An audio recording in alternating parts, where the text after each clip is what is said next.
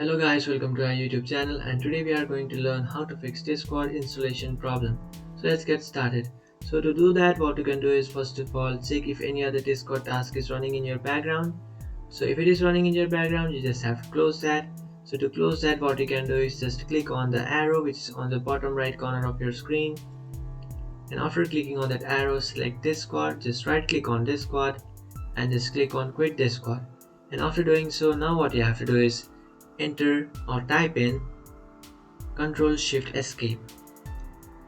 And after doing so, now you will open up your task manager, and after opening your task manager you have to select Discord, and after selecting Discord you have to tap on, and after selecting Discord you have to click on end task which is on the top right. And after ending this task, what you can do is just close this task manager.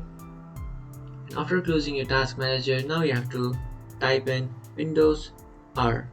After typing in Windows R, now what you will do is, and after typing in Windows R, now what you have to do is enter %appdata% and then click on OK. And after clicking on OK, now what you can do is select Discord. If you can find Discord file, so just select the Discord and just right click on that and delete the Discord file. And after deleting your Discord file, what you can do is click on app data which is on the top, and after clicking on app data, now you have to click on local, and after clicking on local, now you have to scroll down and then search for Discord. And after clicking on local, now you have to search for Discord, so just search for Discord.